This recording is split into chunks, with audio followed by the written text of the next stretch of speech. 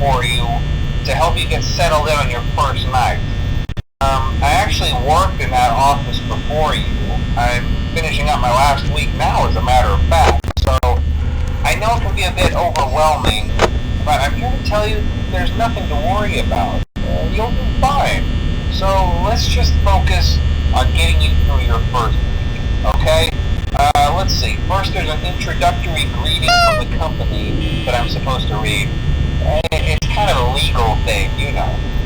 Welcome to Freddy Fazbear's Pizza, a magical place for kids and grown-ups alike, where fantasy and fun come to life.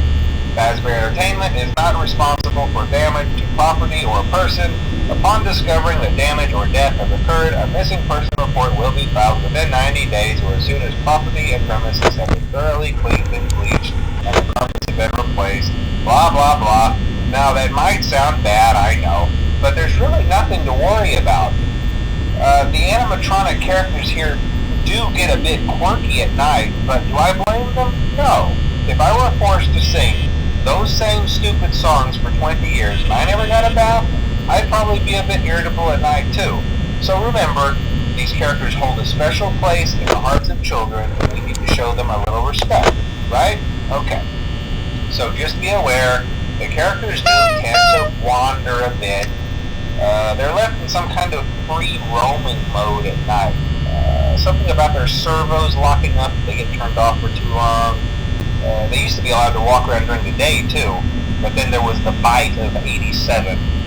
Yeah, it's amazing that the human body can live without the frontal lobe, you know? Now, concerning your safety, the only real risk to you as a night watchman here, if any, is the fact that these characters, if they happen to see you after hours, probably won't recognize you as a person.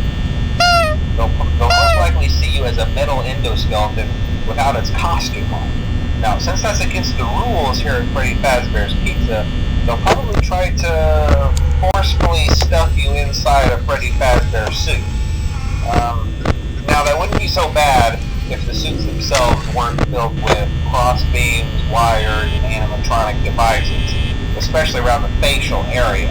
So you can imagine how having your head forcefully pressed inside one of those could cause a bit of discomfort and death. The only parts of you that would likely see the light of day again would be your eyeballs and teeth that pop out the front of the mask. Yeah, they don't tell you these things when you sign up. But hey, first station of the breeze. I'll chat with you tomorrow. Check those cameras and remember to close the doors only if absolutely necessary. Gotta conserve power.